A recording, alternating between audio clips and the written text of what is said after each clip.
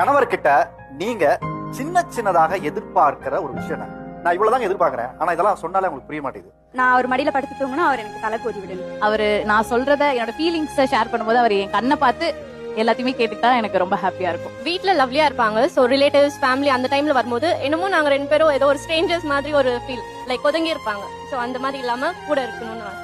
என் கூட சேர்ந்து கை பிடிச்சு நடக்க மாட்டார் சார். வெளியே வந்தா 4 பேர் பாப்பாங்க அப்படின்ட்டு கையை பிடிச்சு நடக்கணும். நாங்க எங்கெங்க போயிருக்கோம், போட்டோஸ் எல்லாம் நிறைய எடுத்திருக்கோம்.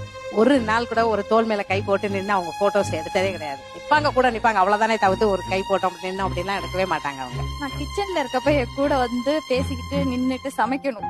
அதான் சின்ன குழந்தைங்க மாதிரி தான் சார் என்ன ட்ரீட் பண்ணுவாரு. நீ அழுதுட்டா நீ இன்னும் கொஞ்ச நேரத்துல சரியா போயிடுவ. சோ நான் உன்னை ஏன் சமாதானப்படுத்தணும். சோ நான் அழும்போது எனக்கு கண்ணு தொடங்கணும். எனக்கு எங்க அப்பா ஊட்டி விட்டது கிடையாது. சோ எனக்கு இங்க சாப்பாடு ஊட்டி விடணும்னு ரொம்ப ஆசை. உங்ககிட்ட அவங்க பெருசா எதிர்பார்க்கறது என்னன்னா, உங்களால செய்ய